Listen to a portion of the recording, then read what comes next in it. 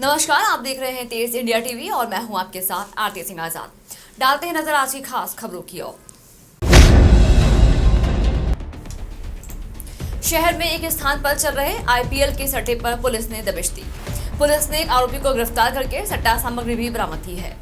Police के अनुसार कार्रवाई विड़ियाखेड़ी में एक साइकिल की दुकान के बरामदा में की गई, जहां से मोबाइल टीवी आदि की मदद से आईपीएल पर सट्टा चला रहा था। थाना औद्योगिक क्षेत्र पुलिस के अनुसार मामले में आशीष कुंवर निवासी प्रताप अपार्टमेंट को पकड़ा है। पीड़ित ने यहां से मोबाइल पर क्रिकेट लाइव वजू एप्लीकेशन पर मीटिंग द्वारा भाव डायरी में उतारकर अवैध लाभ कमाने की बात स्वीकार की। पुलिस ने इस मामले में आरोपी के खिलाफ केस दर्ज किया है। आशीष कुंवर के कब्जे से एक क्राउन कंपनी की एलईडी टीवी व रिमोट, जियो कंपनी का राउटर सेट, जियो कंपनी का सेटअप बॉक्स व अडॉप्टर व remote, HDMI cable, Motorola company का टैबलेट, आईटेल कंपनी का एंड्रॉइड फोन, वीवो कंपनी का एंड्रॉइड फोन, ओप्पो कंपनी का एंड्रॉइड फोन, एक्सटेंशन बॉक्स, एक नीले कवर पेज की डायरी व बॉल पेन जिसमें सट्टे का हिसाब लिखा है, जब्त किया गया। आईपीएल का वो सट्टा चल रहा था सर, उसको पकड़ा गया है सर। हाँ, ये देखिए 17 अप्रैल की बात है। आरोपी है ये आशीष कुंवर पिता फिरंगी लाल कुक्कड़, जाति अरोड़ा। ये प्रताप नगर जयपुर का रहने वाला है और ये विड़ियाखेड़ी में किराए के मकान से रहता है। ये अपने घर के बाहर एक बरामदा है, उसमें अपना वाईफाई डोंगल, लैपटॉप, टीवी और 5-7 मोबाइल प्लस एक डायरी थी इसके पास में। तो ये बेंगलुरु वर्सेस चेन्नई का उस दिन मैच था 17 तारीख को। तो ये वहाँ पर लाइव मैच चल रहा था और ये क्रिकेट का सट्टा लिख रहा था। उसको हमारी टीम के द्वारा पकड़ा गया है और उस पर सट्टा अधिनियम में कार्रवाई की गई है। तो कितना कुछ सट्टा है? इसकी डायरी में जो हिसाब किताब लिखा था वो एक दिन पहले का 1,51,000 के समथिंग लिखा था और उस दिन तो मैच शुरू ही हुआ था। उसमें 5-6 ओवर के बाद हमने इसको पकड़ लिया था। चेन सिस्टम के माध्यम से एक बार फिर से ठगी का मामला सामने आया है। इसकी शिकायत पीड़िता द्वारा कलेक्टर कार्यालय पहुंचकर कलेक्टर नरेंद्र कुमार सुरेश से की गई। इसमें पीड़िता ने 5,90,000 रुपए धोखाधड़ी होने की शिकायत की। महिलाओं द्वारा बताया गया कि इन्वेस्टमेंट एवं रुपए दुगना करने का लालच देकर उनसे 5,90,000 रुपए की ठगी कर दी गई है।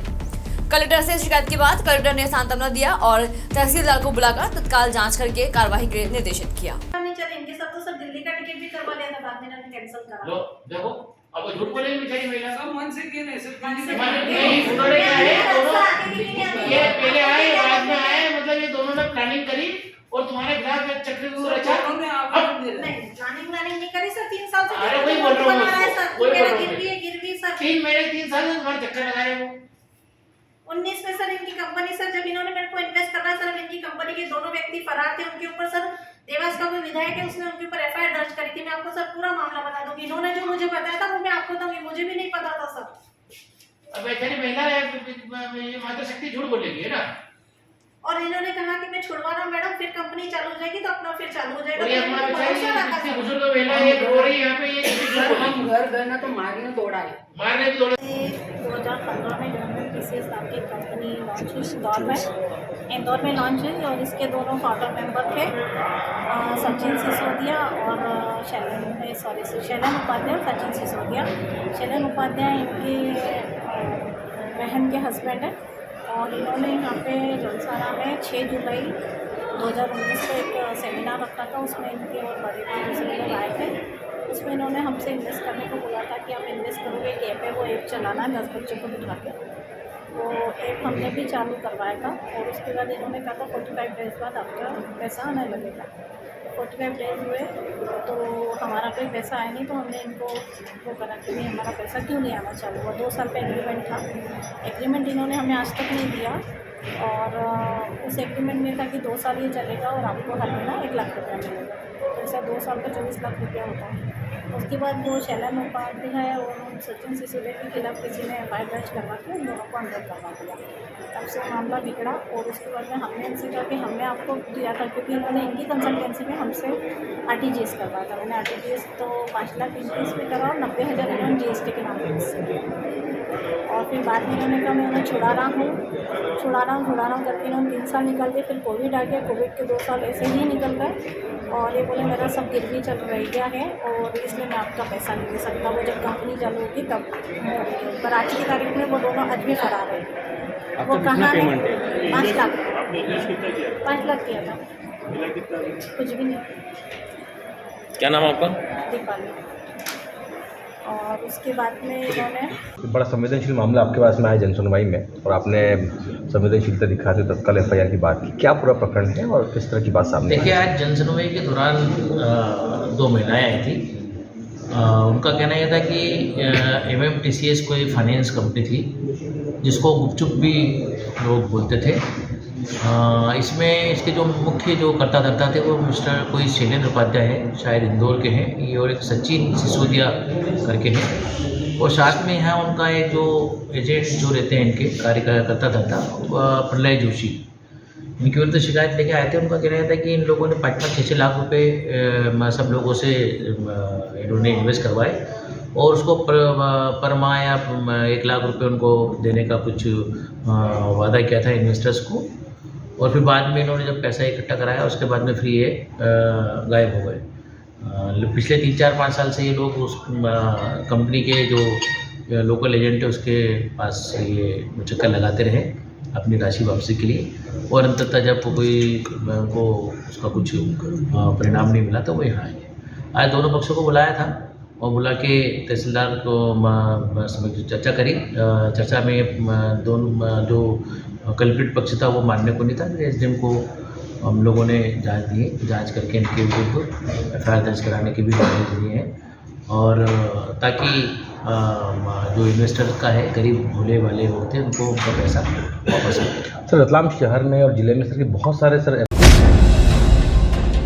पुलिस अधीक्षक सिद्धार्थ बहुगुणा द्वारा रतलाम जिले के पदस्थ 38 आरक्षकों को स्थानाना पत्र रूप से कार्यवाहक तौर पर प्रधान आरक्षक का प्रभार सौंपा है। SP ने प्रधान आरक्षकों को उच्च पद प्राप्त कर शुभकामनाएं दी हैं।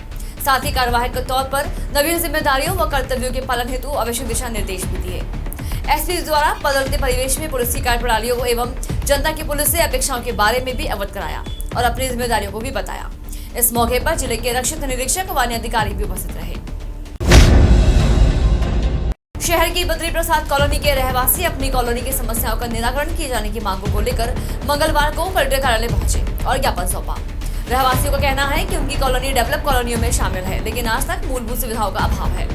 रहवासियों की माने तो उनकी कॉलोनी सड़कें नहीं है, नालियां हैं। बारिश के समय में तो सड़क से गुजरना ही दूभर हो जाता है। कॉलोनी में विकास को लेकर उनसे शुल्क भी वसूला जाता है, लेकिन आज तक किसी तरह का कोई विकास कार्य नहीं हुआ।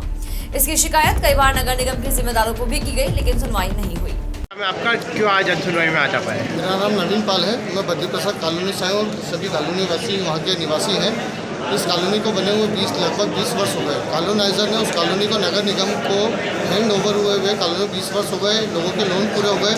उस समय वहाँ पर कुछ समय के लिए रोड बन गई थी। कुछ समय बाद वो रोड टूट गई है। अब उसके बाद हम लोग पूर्व में काफ़ी टाइम से नगर निगम में जो पूर्व महापौर थे उनको आवेदन दे चुके हैं, कमिश्नर को आवेदन दे चुके हैं। जो पूर्व में पार्षद थे उन लोगों को बहुत बार अवगत करा के थक गए, लेकिन किसी के द्वारा भी कोई सुनवाई नहीं हो रही है। और वहाँ पे की कॉलोनी की स्थिति ऐसी है कि पूरी कॉलोनी में रोड का नाम नहीं है, नाली का कोई नाम नहीं, स्ट्रीट लाइट है। दिक्कत ये है कि वो डेवलप कॉलोनी है और डेवलप कॉलोनी का हमसे पैसा लिया जा रहा है पूर्ण रूप से।